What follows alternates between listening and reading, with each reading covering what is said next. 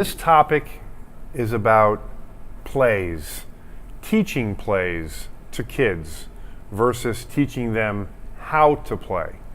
There's a huge difference. This is super common. In fact, you almost never see a team of any age, whether it's third graders, fourth graders, fifth graders, sixth graders, who don't have plays.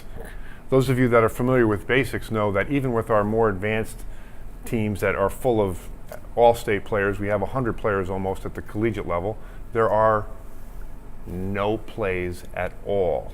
We teach the players how to play. There's a huge difference, and I want to discuss that here with you now. Our premise is to help each individual player reach their potential.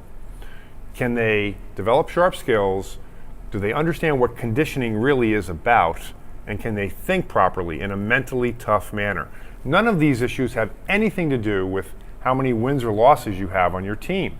These are primary skills required to compete.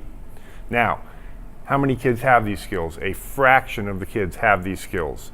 So what many coaches do is and it's just something they've inherited. I don't think they even think about it. They just say, I'm going to teach this play or that play and we're going to help our team win.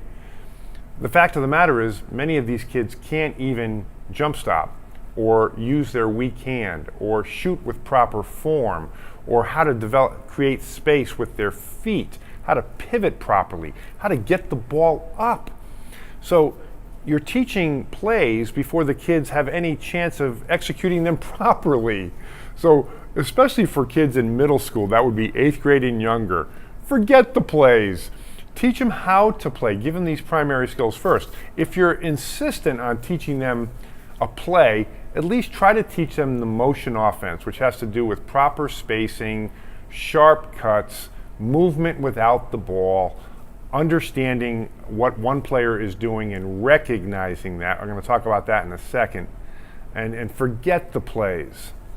Now, recognition is to see and understand. Seeing is not enough. The kids have to learn to see something on the court, understand what it means, and react to it.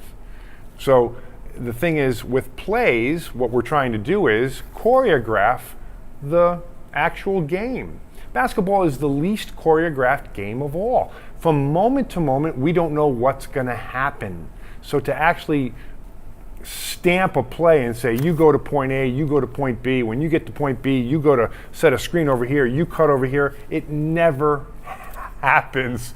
So try to understand, teach them how to play first, get these sharp skills, which is what basics is all about. And as they get older, they'll be able to execute the skills a little bit better and maybe even teach them some plays. Briefly, as we finish, I have to talk about zones. I'm in events around, we see kids show up, we have lots of scrimmages with basics, teams show up. We have a 4th and 5th grade team in the gym the other day. They fall back into a 1-3-1 zone. 4th and 5th graders, these are 9 and 10-year-olds. They have no clue how to guard somebody.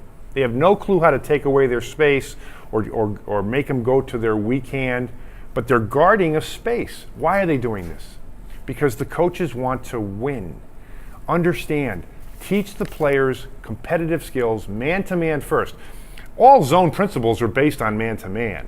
You've got to teach man-to-man first. Try to avoid the zones until a certain level of skill has been achieved. Thanks for listening.